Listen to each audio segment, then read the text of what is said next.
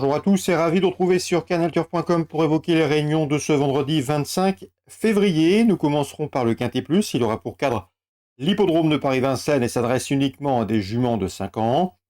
Quelques coups de cœur également à vous indiquer concernant cette même réunion de Vincennes.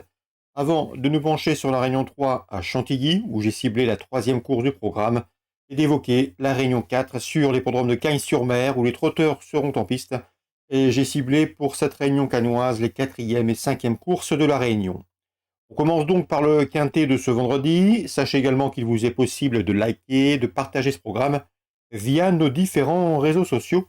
Vous en avez désormais l'habitude. Dans ce quintet, ma préférée sera le numéro 9, Aida Sutton. La dernière fois, elle se rapprochait avec des ressources lorsqu'elle s'est montrée fautive en pleine.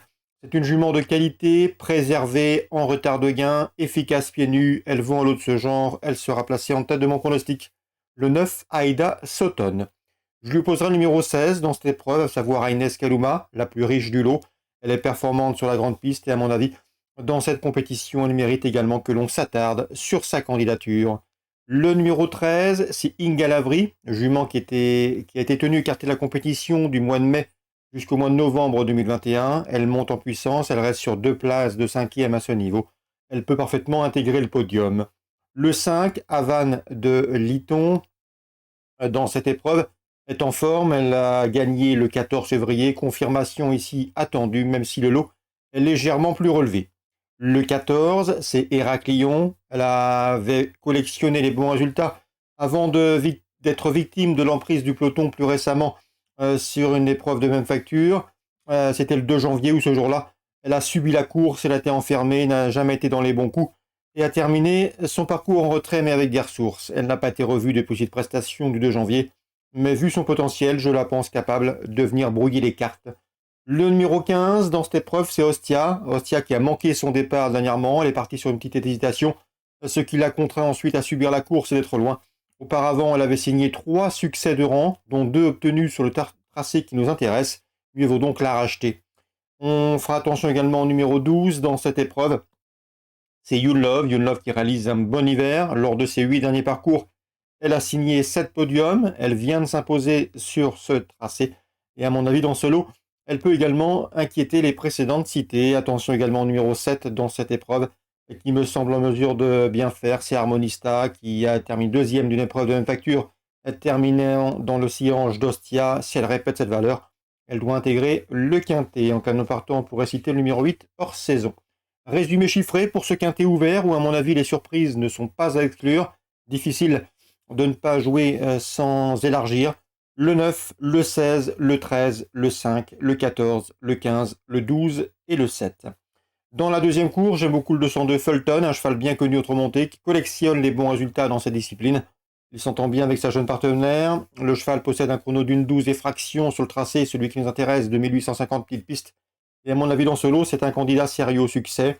Je lui poserai sa contemporaine, le 3 Fouet de Choquel, en forme et régulière sous la selle. Elle avait d'ailleurs terminé son sillage à l'occasion d'une prestation commune dernièrement. Et le numéro 10 également, Emiliano Zapata, qui vient de s'imposer, autre montée.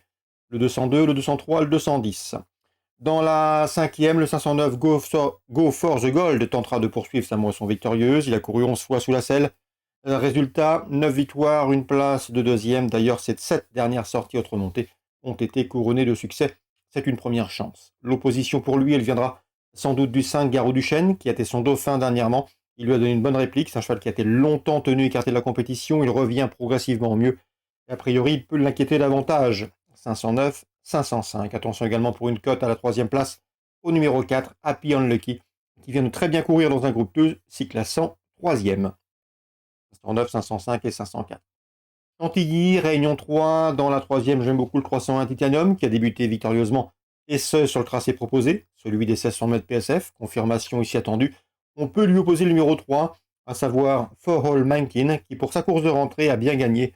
C'était dernièrement sur la PSF de Lyon-la-Soie, donc pas de problème de forme et pas de problème de surface concernant ce 303. 301, 303, pour d'éventuels couplets, ordre ou autres. Cagnes-sur-Mer, Réunion 4, la 4e, on fera confiance au 406 écureuil Ginilou, véritable spécialiste de l'anneau cagnois. Il est en forme, il reste sur de bons résultats sur cette piste. Il a couru 30 fois Cagnes-sur-Mer, résultat 24 podiums, dont 16 succès. Ces statistiques plaident bien évidemment en sa faveur et parlent pour lui. 406, Écureuil Ginilou. Une nouvelle fois, c'est une base de jeu dans ce 4e rendez-vous azuréen. On lui posera le numéro 8, Elsa Belfond, qui sera cette fois-ci déféré des 4 pieds, contrairement à sa course de rentrée du début de mois, du 2 février. Pour les places, je retiendrai le 7, Cache du Ripch, trotteur dur à l'effort et adepte des parcours de tenue. Le numéro 9, Alcoy, a prouvé également sa compétitivité à ce niveau. Et pourquoi pas le numéro 10, Éclat de Gouard, qui s'est fini vite ses parcours. Si le rythme est soutenu, il peut placer sa pointe et se mettre en évidence.